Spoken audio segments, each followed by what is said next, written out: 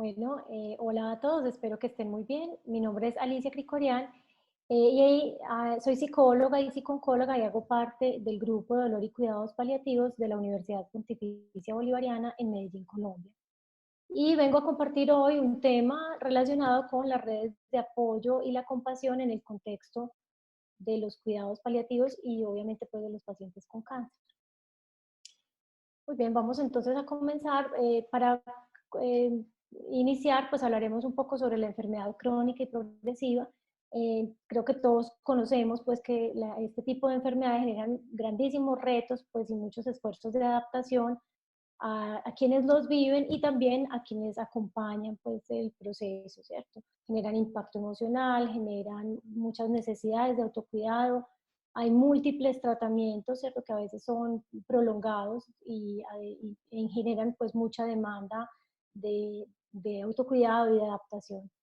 Lleva a la necesidad de hacer a veces grandes modificaciones en el estilo de vida y obviamente pues impacta en muchos aspectos de la vida de la persona pues que enfrenta la enfermedad, ¿cierto? Genera cambios relacionales, genera cambios sociales, laborales, a veces grandísimos cambios económicos, se transforman los roles de la persona, se transforma incluso su proyecto de vida, se reevalúan pues muchos aspectos. Hoy sabemos que las enfermedades no transmisibles son un problema pues, de salud pública que estamos enfrentando muy grande, el cáncer siendo una de ellas, ¿cierto? Este grupo de enfermedades no transmisibles hoy se consideran la principal causa de morbimortalidad, de discapacidad y de alteración en la calidad de vida de las personas que lo enfrentan pues, en el mundo entero. Y no es distinto para lo que ocurre en las Américas, ¿cierto? Y en cada uno de los países que hacen parte de la región. De hecho, la mayoría, ¿cierto?, de estas muertes, casi más del 80% de las muertes que ocurren por enfermedades no transmisibles, ocurren en la región de las Américas, de modo que es un problema importante pues, en nuestro contexto. Y en general, estas enfermedades pues, son un gran desafío para los sistemas de salud, para los sistemas sociocomunitarios y para todos los estados, ¿cierto?, en cada país. Por eso hoy se consideran las enfermedades no transmisibles como un problema importante y relevante pues, de salud pública. Trae muchos costos, ¿cierto? No solo costos sociales, sino también costos económicos y para el sistema de salud. Y se consideran una gran amenaza para el desarrollo económico y social de los países, ¿cierto? Porque frenan la posibilidad que tienen tanto los pacientes como las familias y la propia sociedad de continuar pues, la vida con la regularidad que venía. A continuación, pues hablaremos un poquito de las necesidades de apoyo. ¿Sí? Creo que con esta perspectiva pues, que les mostré de los impactos y desafíos que genera la enfermedad crónica, pues podemos imaginar que las personas que enfrentan este tipo de enfermedades y particularmente el cáncer van a necesitar muchas ayudas, ¿cierto? En función del impacto general que les haya generado pues, su enfermedad, la limitación funcional, la dependencia de cuidado que tengan. Recordemos que en el contexto del cáncer, como la trayectoria de enfermedad a veces puede ser progresiva, pues esa dependencia del cuidado puede ir incrementando de manera muy importante hacia la proximidad pues, de la muerte, ¿cierto? A medida que vaya avanzando y progresando la enfermedad. Y luego, en función también de los tratamientos, puede haber periodos de mayor dependencia de cuidado. De modo que esas necesidades de cuidado van a ser pues, muy diversas, van a ser cambiantes, van a ser progresivas y se van a relacionar pues, con muchas actividades, ¿cierto? Las personas van a requerir apoyo pues, en actividades instrumentales de la vida diaria, ¿cierto? O sea, qué sé yo, limpiar la casa, organizar los quehaceres, hacer alguna actividad vocacional, ese tipo de cuestiones. Pero a veces también van a necesitar muchas ayudas en términos del autocuidado, que alguien les ayude a bañarse, a comer, a levantarse de la cama, cosas de ese estilo.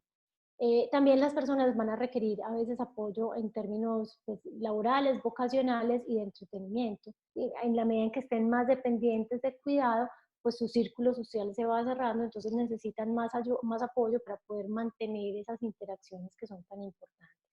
Y evidentemente también van a necesitar pues, muchos apoyos en el sentido espiritual y emocional, ¿cierto? Eh, Todas estas necesidades, como les expliqué antes, van a variar en función de la trayectoria de la enfermedad, de los tratamientos, o de cómo aparezcan los tratamientos, la respuesta que la persona tenga a sus tratamientos, y pues todas estas consecuencias de los tratamientos. A veces hay tratamientos que van a ser pues muy impactantes para la funcionalidad y para el bienestar y van a generar muchos síntomas, a otros no van a tener tanto impacto, entonces, bueno, esas necesidades de apoyo pues van cambiando. De modo que cuando hablamos de la red de apoyo, ¿cierto? Esta red de apoyo es muy importante, ¿cierto? O sea, una persona que tenga cierto grado de dependencia de cuidado va a requerir no solo un cuidador principal, ¿cierto? Que se encargue de coordinar y de ejecutar todas estas labores de cuidado, sino pues una red de apoyo que se organice para poder suplir todas estas necesidades. Para el cuidador principal, la tarea de cuidado pues, puede implicar grandísimas satisfacciones, ¿cierto? Muchos cuidadores lo hacen de manera voluntaria, ¿cierto? Eligen ser cuidadores, en otros casos están como designados, ¿cierto? Mm, por las características pues, del entorno y del momento, o porque son pues, la persona que en la familia pues, son designados para cuidar, ¿cierto? Pero al mismo tiempo ser cuidador implica una situación de riesgo porque puede traer consigo pues grandes cargas, consecuencias negativas para la salud, para el bienestar emocional, ¿cierto? Porque a veces pues, el cuidador principal empieza a estar muy recargado de actividades si esa red de apoyo no se ha organizado de manera efectiva. Hoy se considera que las personas cuidadoras son muy necesarias para los sistemas de salud, ¿cierto? Y cuando hablamos de personas cuidadoras, pues hablamos en plural, ¿cierto? Se requiere una red de cuidadores donde los miembros de la familia y otros miembros, por ejemplo, miembros de la comunidad circundante, ¿cierto? Donde habita la persona, vecinos, amigos, compañeros de trabajo, vayan haciendo parte, ¿cierto?, de esa red y vayan colaborando y apoyando en todas estas labores de cuidado. Obviamente cada uno en función de sus capacidades y su disponibilidad y sus posibilidades puede asumir ciertas funciones. Pero importante pues tener en cuenta que cuando hablamos de esas redes de apoyo, hoy hablamos también de lo que se ha llamado los círculos de cuidado, ¿cierto? Donde la persona sería pues como el círculo más interno y luego la familia hace parte, ¿cierto?, del círculo que acompaña y más adelante está pues toda su red interna, que son las personas más cercanas, la red externa, que son las personas de la comunidad circundante, que pueden ser, por ejemplo, pues vecinos que no sean muy amigos, pero las personas que están alrededor y que tienen contacto con esa persona, eh, o por ejemplo, pues todos los, qué sé yo, los conocidos a nivel laboral, la organización donde la persona trabaja, la escuela, o en ese tipo de cuestiones. Y luego, más ampliamente, los sistemas de salud hacen parte también de esas redes de apoyo de las personas. Y quizás el último círculo, el más amplio, sería el círculo que tiene que ver con las políticas y la infraestructura, ¿cierto? Donde vive esa persona. O sea, todo esto, digamos que hace parte de los círculos y redes de cuidado de la persona.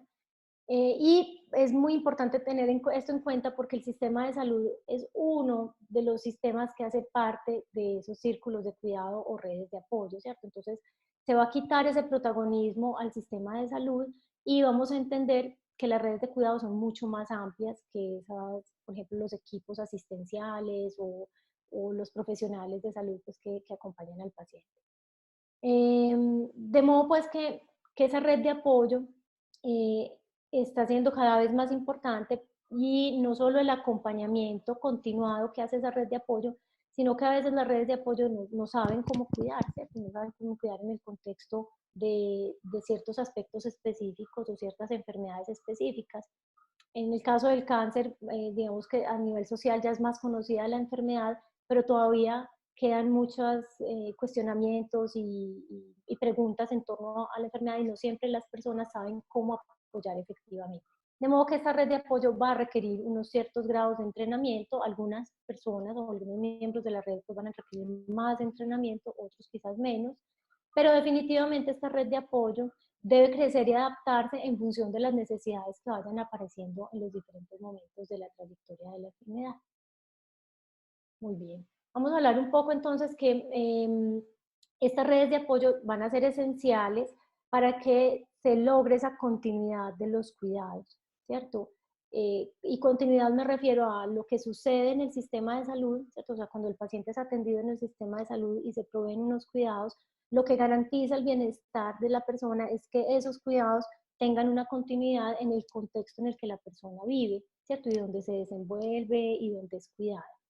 De modo que para que se logre esa continuidad de los cuidados es necesario que haya un compromiso, ¿cierto? Una interrelación primero, ¿cierto? Y luego un compromiso entre los sistemas comunitarios y la sociedad para que esta persona que es dependiente de cuidado pues pueda recibir realmente todos los cuidados que requiere.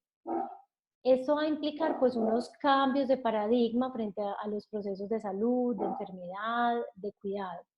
Y hoy entendemos, bueno, hoy, realmente desde hace ya unas décadas, entendemos que cada persona va siendo responsable de su propia salud. O sea, no es solo el sistema el responsable de la salud del resto de las personas o los gobiernos, sino que a partir de los años más o menos 70, por ahí, la Organización Mundial de la Salud empezó a hablar de un concepto que se ha llamado las ciudades saludables, ¿cierto? Y que en el corazón de este concepto, pues básicamente es que cada persona es responsable de su cuidado, pero también del cuidado de su entorno, ¿cierto? Y conectada con esta idea apareció pues como la concepción de las comunidades compasivas, donde las comunidades se organizan para cuidar a los miembros más vulnerables de su grupo y poder resolver las problemáticas que más los aquejen, ¿cierto? No depender solo de los sistemas gubernamentales. De modo que todas estas movilizaciones eh, comunitarias y sociales van a ser muy importantes para lograr pues esa continuidad de los cuidados de los que hablamos. Ya lo decían hace unos años atrás, ¿cierto? Ya bastantes años atrás, eh, algunos expertos pues en el tema de los cuidados paliativos y la salud pública en cuidados paliativos, que es imposible desarrollar un sistema de cuidados paliativos que esté separado del sistema de salud y de las redes de soporte existentes, ¿cierto? Porque consideran que simplemente no tenemos capacidad para eso. O sea, el sistema de salud no puede en proveer los cuidados, ¿cierto? Y suplir todas las necesidades que tiene una persona que enfrenta una enfermedad grave y que va a requerir pues todo este tipo de cuidados. De modo que va a ser esencial que tanto el sistema de salud como las redes de apoyo se conecten y se articulen para lograr pues unos mejores resultados. En este sentido, hoy hablamos de una estrategia de salud pública en cuidados paliativos, ¿cierto? Y se considera que esos cuidados paliativos no solo deberían estar integrados en los sistemas de salud, sino que deberían aplicarse en todos los niveles de prestación asistencial. Pero incluso va más allá, ¿cierto? O sea, esto es lo que les acabo de mencionar, es lo que tiene que ver con el sistema de salud. Pero hoy se considera que también se requiere una movilización desde la comunidad hacia el sistema de salud y desde los proveedores de cuidados paliativos hacia el resto de la sociedad, ¿cierto? Es decir, como que tiene que haber movilizaciones de arriba abajo y de abajo arriba, ¿cierto? Donde la comunidad se movilice, ¿cierto? Y genere haga demandas o haga procesos o emplee estrategias para cuidar mejor a las personas que lo requieren y para movilizar esos cambios que se requieren en el sistema de salud o a otros niveles pues, de todo este círculo de cuidados. Pero también hoy sabemos que desde los grupos de cuidados paliativos no es suficiente el trabajo que hacemos dentro del sistema de salud.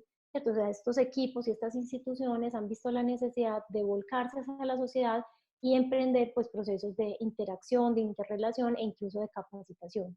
Un ejemplo de eso es que los equipos de cuidados paliativos muchas veces tienen talleres de entrenamiento a cuidadores, ¿cierto? Para que esa continuidad del cuidado pues, se pueda dar de mejor manera. Pero más aún, las instituciones de salud y las organizaciones han empezado a impactar y a conectarse con otras organizaciones dentro de la sociedad para favorecer pues como este enlace, ¿cierto? Y esta sensibilización sobre la necesidad de cuidar. Bueno, y es así como entonces han surgido las comunidades compasivas. ¿cierto? Hoy hablamos de las comunidades compasivas como una estrategia de salud pública en cuidados paliativos. ¿A qué se refieren estas comunidades compasivas? Pues son organizaciones sociales que buscan desarrollar pues, unas respuestas mucho más apropiadas frente al cuidado, al morir, la muerte, la pérdida, eh, a través de diferentes estrategias, ¿cierto? Uno es la generación de políticas institucionales, de acciones comunitarias. A veces son acciones comunitarias de pequeñas comunidades, a veces son acciones comunitarias de comunidades más grandes o incluso de ciudades, ¿cierto? Y estas comunidades compasivas tienen la característica que las une, ¿cierto? Y que parten del concepto o el valor de la compasión, ¿cierto? Entendiendo esta compasión como la capacidad, ¿cierto? Que tenemos y que desarrollamos para empatizar con el sufrimiento propio y ajeno y movilizar acciones para aliviar ese sufrimiento, ¿cierto? Y el movilizar acciones pues va a ser, digamos, el componente esencial de la compasión, ¿cierto? Lo que diferencia la empatía de la compasión y lo que permite pues esa transformación social para mejorar el cuidado. Estas comunidades compasivas han permitido pues esta articulación entre los proveedores de cuidados paliativos y estos esfuerzos comunitarios de los que les hablaba antes. Entonces como que este movimiento de comunidades compasivas ha permitido esa articulación. También estas comunidades compasivas derivan del concepto, ¿cierto?, más antiguo, o sea, digamos que tienen en su base pues este concepto de las comunidades o de las ciudades saludables. Y para explicarles un poco más de los orígenes de las comunidades compasivas, digamos que hay dos grandes enfoques, ¿cierto?, en términos de comunidades compasivas. Un enfoque que es mucho más amplio, digamos más global, que se desarrolló pues a partir de los estudios y de la movilización que hizo una, eh, pues una estudiosa de las religiones en el mundo, que es Karen Armstrong. Ella identificó pues que en el corazón de todas las religiones del mundo pues estaba la compasión, era como el lazo que unía, ¿cierto? Y a partir de eso empezó a estudiar el fenómeno de la compasión y de las comunidades compasivas y propuso pues este movimiento global por la compasión que se llama el Capítulo por la Compasión o el Charter for Compassion, que empezó pues más o menos desde 2008. Y básicamente hoy pues las redes compasivas o las comunidades compasivas son redes que conectan organizaciones y líderes en el mundo y que buscan proveer estos recursos y las diferentes formas de colaboración para el desarrollo de comunidades compasivas, que pueden ser muy diversas, porque estas comunidades compasivas, digamos, surgen de la comunidad en función de las necesidades que ellos hayan detectado, las problemáticas, y de esa movilización que generan para resolver la problemática. Más adelante, ¿cierto?, hacia el año 2010, 2013, Alan Kelleher pues comenzó a hablar de, pues, de que la comunidad debería ser un socio equitativo en la provisión de esos cuidados al final de la vida, ¿cierto? O sea, que no solo la comunidad impacta en los procesos de promoción y prevención en salud, sino que cuando la enfermedad progresa también es una responsabilidad de la sociedad y de los miembros de la comunidad, pues velar por el cuidado de las personas y acompañar en todos esos procesos de morir, muerte y duelo, ¿cierto?, que enfrentan las personas. De modo que todos seríamos responsables también de cuidarnos en estos contextos, y así es como Alan Kelleher comienza a hablar de las comunidades compasivas en el contexto ya más específico de las comunidades compasivas. Hoy este movimiento de comunidades compasivas ha ido creciendo, ¿cierto? Cada vez tenemos más comunidades compasivas en el mundo. Realmente ha tenido tan buen impacto y tan buen resultado que en la última década ha habido como una explosión de comunidades compasivas en muchísimos contextos, ¿cierto? Como les explicaba antes, estas comunidades compasivas tienen un enfoque de salud pública, ¿cierto? Y buscan el compromiso social a través pues, del ejercicio de la compasión, de la sensibilización en torno a la compasión, el cuidado compasivo, etc. Y como les explicaba, pues inicialmente estas comunidades compasivas empezaron a permear como todos los conceptos de salud y acompañamiento, y luego se han ido pues como especializando pues en el componente de cuidados paliativos. Hoy tenemos muchísimos ejemplos pues, de comunidades compasivas en el mundo y no solo tenemos muchas pequeñas comunidades compasivas, especialmente en los países desarrollados, pero hay ejemplos muy interesantes en países en desarrollo o países de ingresos pues, bajos y medios. Por ejemplo, Kerala, India, es uno de los mejores ejemplos que hay de una comunidad compasiva que ha impactado millones de personas y que ha permitido el desarrollo de los cuidados paliativos pues, en su región. En Latinoamérica también tenemos una serie de comunidades compasivas y una cuestión interesante es que las comunidades compasivas son muy diversas, ¿cierto? O sea, cada comunidad compasiva tiene características distintas, pues porque tiene recursos y problemáticas diferentes, propias, ¿cierto? Entonces, las estrategias que se utilizan en cada comunidad compasiva pues pueden ser muy distintas. De modo que las metodologías para lograr la movilización ciudadana y los cambios sociales son pues bastante diversas, obviamente también con resultados muy variados. No solo tenemos hoy una gran cantidad de comunidades compasivas, sino que hoy hablamos de redes de comunidades compasivas que comparten experiencias, resultados, retos, dificultades, ¿cierto? Recursos. Entonces, por ejemplo, tenemos una red pues, de comunidades compasivas en el Reino Unido, hay redes de comunidades compasivas en Australia. En Colombia, por ejemplo, el país pues, donde yo vivo, tenemos también una red de ciudades compasivas que se llama Colombia Contigo, Ciudades Compasivas, y que buscan, pues, digamos, articular estos esfuerzos, compartir experiencias. Estas comunidades compasivas han ido teniendo un impacto que no es fácil de estudiar, ¿cierto? Por la gran heterogeneidad que existe, pero que se ha comenzado pues como a examinar.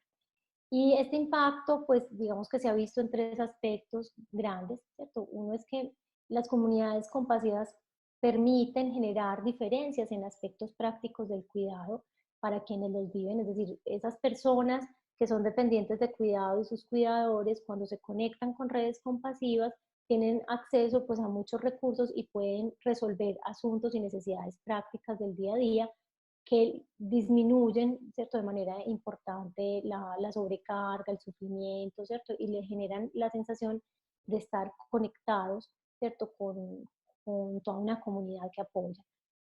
También estas comunidades compasivas son fuente muy importante de aprendizaje y de crecimiento personal, no solo para quienes hacen uso de estas comunidades, sino también para quienes participan y colaboran en el cuidado de las personas. Y un tercer aspecto pues, que se ha evidenciado es que permiten el desarrollo de esas capacidades comunitarias, permiten como potenciar y articular todas esas competencias que tiene la comunidad y que, pues, y que de manera aislada no se logran ver, ¿cierto? Pero cuando coinciden logran efectos pues, muy interesantes. En Medellín, en la universidad donde trabajo, en la Universidad Pontificia Bolivariana, tenemos digamos, un proyecto de comunidad compasiva que viene ejerciéndose o trabajando desde el año 2015 y se llama Red Compasiva Transformación Social para el Cuidado. Esta red pues, busca fortalecer las redes de apoyo de las personas dependientes de cuidado de sus cuidadores y trabajamos en torno a 4 líneas estratégicas, ¿cierto? 4 componentes. La primera es contribuir a una cultura del cuidado compasivo, de donde buscamos que las personas se sensibilicen ante la idea de que todos somos responsables del cuidado de todos y que el cuidado es transversal, es decir, todos hemos necesitado cuidado y probablemente necesitemos cuidar o que alguien nos cuida a nosotros, ¿cierto? Entonces hacemos pues, muchas actividades de divulgación, de sensibilización, talleres, foros, actividades pues, en diferentes medios. Un segundo componente es capacitar en cuidados compasivos, ¿cierto? Y esto es una línea que venimos ejerciendo también desde hace muchos años. Hemos capacitado pues, a más de 350 cuidadores de la comunidad general. Hacemos regularmente ciclos de capacitación en cuidados y cuidados compasivos. y estamos desarrollando unas cajas de herramientas para las organizaciones que hacen parte de la red y que puedan hacer uso de ellas para multiplicar, como digamos, esos esfuerzos. También contribuimos a crear y desarrollar redes comunitarias de cuidadores. En Medellín tenemos una política pública de cuidadores que contempla las redes barriales de cuidadores, de modo que nosotros apoyamos esa creación de redes barriales y nos articulamos con los organismos gubernamentales y no gubernamentales para fomentar el desarrollo de estas redes barriales o redes comunitarias. Y en esto participan pues estudiantes, docentes de la universidad y personas pues de la comunidad en general. Y la última línea estratégica, pues que quizás sea la más importante, es la de articulación intersectorial. ¿Cierto? En nuestra red hacen parte más de 70 organizaciones con las que nos encontramos regularmente, ¿cierto? Y estamos creando unas rutas de acceso desde el sistema de salud hasta hacia la red compasiva para que haya esa articulación, ¿cierto?, más visible de los diferentes esfuerzos. Tenemos un proyecto de clínica compasiva en la clínica universitaria pues, de la UPB y hacemos pues investigación sobre caracterización de poblaciones en nuestro contexto. Incluso ahora hemos comenzado un proyecto de escuela compasiva al interior de la Escuela de Ciencias de la Salud de la universidad. En esta red, pues como les contaba, hay más de 70 organizaciones que están trabajando de forma articulada y que se reúnen periódicamente. Aquí les dejo pues como los datos de acceso a través de la página de Facebook y la página web de la red para quienes tengan pues interés en conocer un poco más de esto. Bueno, finalmente pues esta red busca fomentar la compasión en el cuidado, ¿cierto? Y ese cuidado compasivo es como el eje esencial de las redes compasivas y de la red pues que nosotros hacemos o trabajamos con la que trabajamos en Medellín. Y pues finalmente esta compasión en el cuidado pues busca que fortalezcamos esta capacidad de empatizar con el sufrimiento propio y ajeno y realizar estas acciones pues orientadas a su prevención y alivio.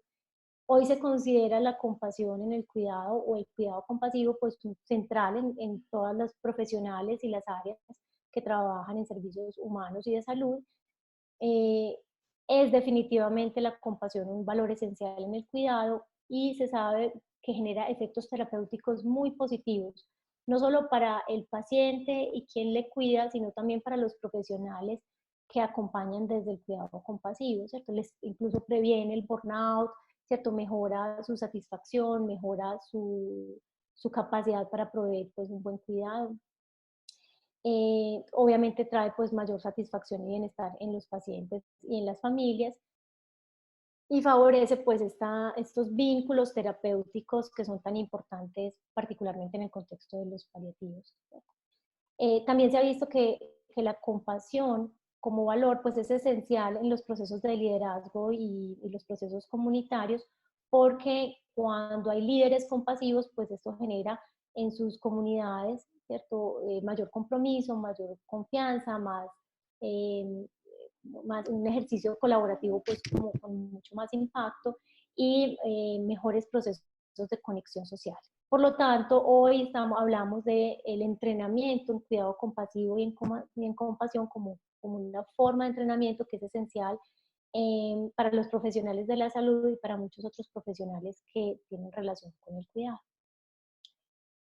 Con esto pues voy terminando de compartir pues este tema y a modo de conclusión pues quizás tener en cuenta que este apoyo social y estos esfuerzos comunitarios pues cumplen un indudable rol en el cuidado de las personas que son dependientes de cuidado y que estas comunidades compasivas pues son una nueva mirada de salud pública, ¿cierto? Y particularmente de mucho impacto en cuidados paliativos, generan pues unos procesos de trabajo colaborativo muy importantes y de apoyo mutuo y tienen un gran potencial para disminuir este desgaste de los sistemas de salud que hoy es pues tan importante y tan preocupante para muchos gobiernos, pero al mismo tiempo pues mejoran las condiciones de los cuidadores porque disminuyen la fatiga, disminuyen el aislamiento, fomentan pues un mejor cuidado, permiten ampliar estas redes de cuidados de las que hablamos y finalmente pues favorecer esta continuidad de los cuidados.